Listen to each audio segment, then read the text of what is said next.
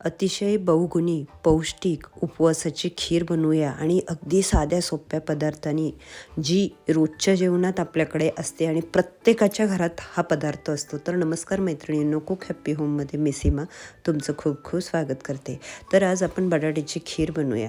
बटाट्याची सालं काढून घेतले आणि अशा पद्धतीने उकडत टाकले. आता तुम्ही तसंच सालासहित उकडत घाला, तुम्ही नेहमीच्या पद्धतीने जसं जमेल तसं, किंवा अशा पद्धतीने. मी असं फोडी करून उकडत टाकलं, थोडं पाणीही घातलं. बस 2 ते 3 शिट्ट्यामध्ये हे बारीक चिरलेले बटाटे तेव्हाच शिजले जातात. तर तोपर्यंत आपण इतर तयारी करू. तर एका वाटीमध्ये मी थोडंसं केशर घेऊन त्यामध्ये थोडंसं गरम दूध टाकलं, जेणेकरून केशरच्या काड्या भिजतील आणि दुधाचा कलर पण पिवळाही होईल. तर मी एक पितळीचे पातेलं घेतलं, त्यामध्ये आता दूध टाकणार. आता तुमच्या अंदाजे तुम्हाला किती खीर बनवायची आहे अशा हिशोबाने तुम्ही दूध टाका. तर इथे आपल्याला दुधातच खीर बनवायची आहे. तर ते भिजवलेले केशरचे दूधही त्यामध्ये मिक्स करू.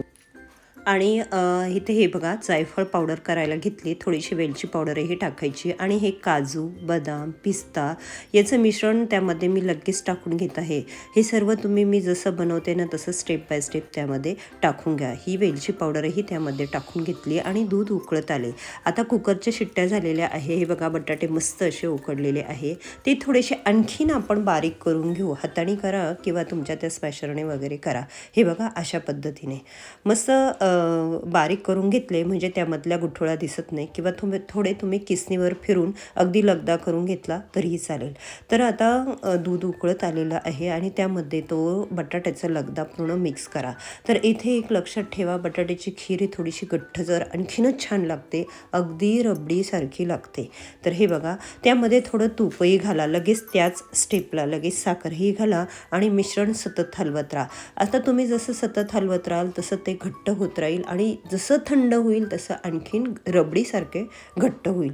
तर मैत्रिणींनो, बटाटा हा आरोग्यासाठी फारच फायदेशीर आहे.